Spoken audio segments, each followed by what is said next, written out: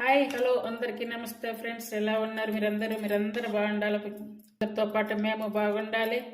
మా channel support చేస్తున్న మీకు అందరికి కూడా చాలా చాలా థ్యాంక్ యూ. ఈరోజు నేను చేసినటువంటి రెసిపీ వచ్చి కోకోనట్ సేమియా స్వీట్ రెసిపీ. ఇది ఎలా తయారు చేయాలో ఈ వీడియోలో చూపిస్తాను. ముందుగా స్టవ్ వెలిగించుకొని స్టవ్ మీద ఒక చిన్న కడాయి పెట్టుకోవాలి. కడాయి పెట్టుకొని ఇందులో సన్నగా కట్ చేసుకున్నటువంటి కొబ్బరి వేసుకోవాలి. కొబ్బరి వేసుకొని ఒక స్పూన్ నెయ్యి వేసుకొని ఫ్రై చేసుకోవాలి. కొంచెం లైట్గా ఫ్రై అయితే సరిపోతుంది. ఇవి కొంచెం మిడిల్ ఫ్లేమ్ మీద పెట్టుకొని వేయించుకోవాలి. అంటే మరీ సిమ్ మీద పెడితే మాత్రం మరి చాలా టైం పడుతుంది కాబట్టి దగ్గరే ఉండి ఇలాగా తిప్పుకుంటూ మిడిల్ ఫ్లేమ్ మీద పెట్టి ఫ్రై చేసుకోవాలి. చూడండి, ఇలా వచ్చాక తీసి పక్కన ప్లేట్లో పెట్టుకోవాలి. అలాగే ఇప్పుడు బాదం పప్పు వేయించుకోవాలి. ఇవి కూడా కట్ చేసుకొని వేసుకోవాలి. ఇందులో ఆల్రెడీ అది ముందు వేసిన నెయ్యి ఉంది కాబట్టి దీనికి సరిపోతుంది. ఇంకా నెయ్యి వేసిన అవసరం లేదు. ఈ బాదం పప్పు కూడా ఇలా వచ్చాక తీసి పక్కన ప్లేట్లో పెట్టుకోవాలి. ఇప్పుడు జీడిపప్పు కిస్మిస్లు వేసి వేయించుకోవాలి. ఇప్పుడు మళ్ళీ వీటికి నెయ్యి ఒక స్పూన్ వేసి వేయించుకోవాలి. ఇవైతే మాత్రం కంప్లీట్గా సిమ్ మీద పెట్టి వేయించుకోవాలి. అంటే ఇవి ఊరికే వేగిపోతాయి కదా, మిడిల్ ఫ్లేమ్ మీద పెడితే మళ్ళీ మాడిపోతాయి. అందువల్ల సిమ్ మీద పెట్టి వేయించుకోవాలి. జీడిపప్పు కిస్మిస్లు కూడా ఇలా వచ్చి వేయించుకోవాలి. ఇప్పుడు గుమ్మడి గింజలు పంప్కిన్ సీడ్స్, అంటే ఇవి ఊరికే వేగిపోతాయి కాబట్టి ముందు వేయలేదు. అలాగే పుచ్చ గింజలు అవి స్పూన్ తీసుకున్నాను. ఇంకా నెయ్యి కూడా అవసరం లేదు వీటికి. డైరెక్ట్గా ముందు వేసిన నెయ్యి ఇంకా ఉంది కాబట్టి ఇందులోనే వేయించి తీయాలి. ఇవి కూడా తీసి పక్కన పెట్టుకోవాలి. చూడండి, కొంచెం కలర్ అయితే చేంజ్ అయింది. అలాగే టోటల్గా ఉంటాయి. ఇంకా ఉంచామంటే ఇంకా పేలిపోతాయి. ఇప్పుడు సేమియా, అది ఆల్రెడీ రోస్టెడ్ సేమియా ఇది అయినా కూడా కొంచెం నెయ్యి వేసి ఇది ఫ్రై చేసుకోవాలి. ఒక గ్లాస్ ఉంది, అంటే ఒక గ్లాస్ మీద కొంచెం ఎక్కువగా ఉంది. దీనికి ఒక స్పూన్ నెయ్యి వేసి ఫ్రై చేసుకోవాలి. అంటే ఫ్రై అయితే ఏమీ అవసరం లేదు, ఆల్రెడీ ఫ్రై చేసింది కాబట్టి జస్ట్ కొంచెం నెయ్యి వేసి అలా వేట్ చేస్తే సరిపోతుంది. ఇవి తీసి పక్కన పెట్టేసుకోవాలి. ఇప్పుడు స్టవ్ మీద ఇప్పుడు స్వీట్ చేసుకోవడానికి కడాయి పెట్టుకోవాలి. ఇప్పుడు ఈ గ్లాస్ తోటి నేను సేమియా తీసుకున్నాను. ఇదే గ్లాస్ తోటి 3 గ్లాసుల వాటర్ తీసుకోవాలి.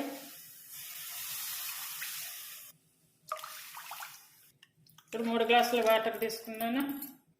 ఇప్పుడు మనకి వాటర్ మరుగుతుంది కదా, ఈ వాటర్ మరిగే టైంలో ఇప్పుడు ఈ కోకోనట్ పౌడర్ చూడండి, కోకోనట్ మిల్క్ పౌడర్ ఇది. ఈ ప్యాకెట్ తీసుకొచ్చాను నేను. దీంతో ఇప్పుడు స్వీట్ చేసి చూపించబోతున్నాను.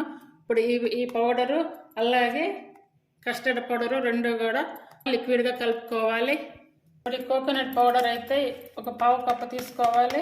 పావు కప్పు తీసుకొని ఇలా ఈ బౌల్లో వేసుకోవాలి. మనం కోకోనట్ పౌడర్ తీసుకున్నాం కదా, ఈ పౌడర్లో ఈ పాలు పోసి కలపాలి. అంటే కప్పు పౌడర్ తీసుకున్నాను. మనకి కప్పు కానీ లేదంటే 1.5 కప్పు కానీ తీసుకొని బాగా లిక్విడ్లో కలుపుకోవాలి. పౌడర్ కూడా చాలా స్మూత్గా ఉంటుంది, చాలా బాగుంటుంది. చూడండి, దీంతో స్వీట్ చేస్తే చాలా బాగుంటుంది.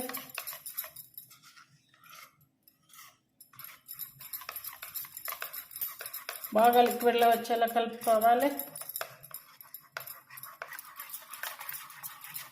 కొంచెం ఇది కలపడానికి అయితే కొద్దిగా టైం కూడా పడుతుంది. ఒకవేళ బీటర్ ఉన్నా కూడా దాంతో కూడా కలుపుకోవచ్చు.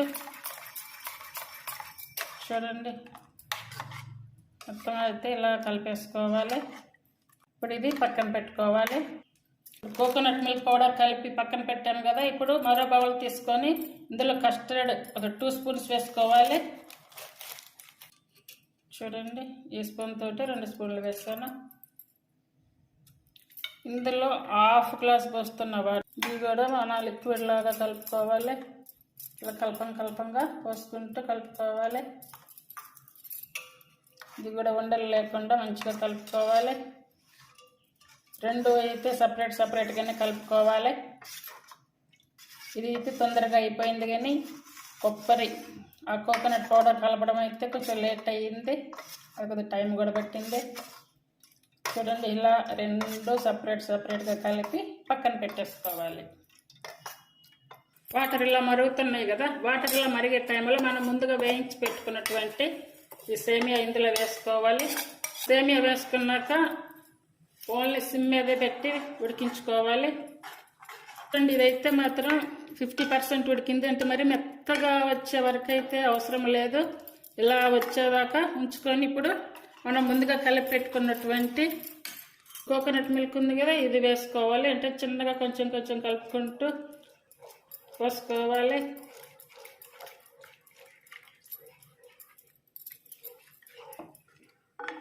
అంటే ఇప్పుడు కోకోనట్ కొంచెం అట్లా లైట్గా కొద్దిగా అట్లా బాయిల్డ్ అయ్యాక అప్పుడు ఇది పోసుకోవాలి. ఇది కూడా ఇట్లా కలుపుకుంటూ పోసుకోవాలి. 2 బౌల్స్లో కొంచెం వాటర్ కూడా వేసి ఆ బౌల్స్ కలిపి పోస్తున్నాను. చూడండి, అలాగే ఇది కూడా బొట్లను చేసి పోస్తున్నాం. కర్రీ ఉండి చిన్నగా కలుపుకుంటూ మిడిల్ ఫ్లేమ్ మీద పెట్టుకోవాలి.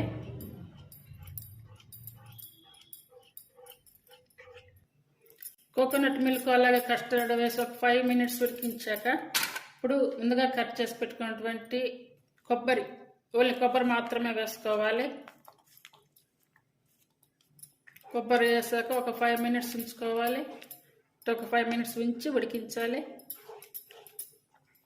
ఇప్పుడు షుగర్ వేసుకోవాలి. షుగర్ వచ్చేసి 1/2 కప్పు తీసుకుంటున్నాను. అంటే ఇప్పుడు నేను కొబ్బరి మిల్క్ పౌడర్ దేంతో తీసుకున్నాను దాంతోనే షుగర్ వేసుకుంటున్నాను. అంటే షుగర్ నేనైతే కొంచెం తగ్గించి వేసుకుంటున్నా. మీరైతే కనుక మీరు తినే టేస్ట్ని బట్టి తీసుకోవాలి. ఎట్టి పరిస్థితుల్లో దగ్గరే ఉండి కలుపుకుంటూనే ఉండాలి. చూసారు కదా, ఇదైతే అంతా మరుగుతుంది. ఇలా దగ్గరే ఉండి కలుపుతుండాలండి, లేకపోతే మాత్రం గట్టిగా అయిపోతుంది. యాలకుల పౌడర్ వేసుకోవాలి. యాలకుల పౌడర్ ఒక 4 యాలకులు తీసుకొని పౌడర్ చేసుకొని వేసుకోవాలి. నేనైతే ఆల్రెడీ అంటే ఇప్పుడు నాకు పౌడరు ఉంది, పౌడర్ వేస్తున్నాను.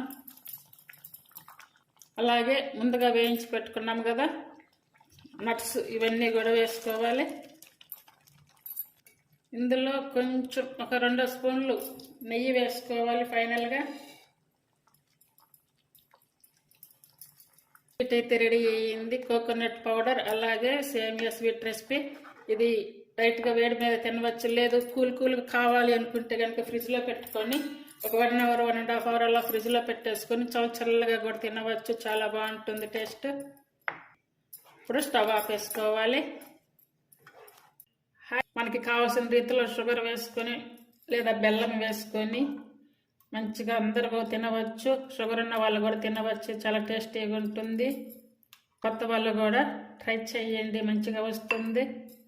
ఇది ఇలాగే వేడివేడిగా తిన్నా బాగుంటుంది. అలాగే ఫ్రీజ్ నా ఛానల్ రెసిపీస్ మీకు నచ్చినట్టయితే ప్లీజ్ లైక్ చేసి షేర్ చేసి సబ్స్క్రైబ్ చేయండి. అలాగే ఛానల్ని సపోర్ట్ చేయండి. ఎంతో రుచికరమైనటువంటి ఎంతో టేస్టీగా ఉండే కోకోనట్ సేమియా స్వీట్ రెసిపీ ఇది చాలా బాగుంటుంది. అందరూ తప్పనిసరిగా ట్రై చేయండి. అలాగే తయారు చేసి కామెంట్ చేయండి ఎలా ఉందో. అందరూ ట్రై చేయండి. Thank you for watching.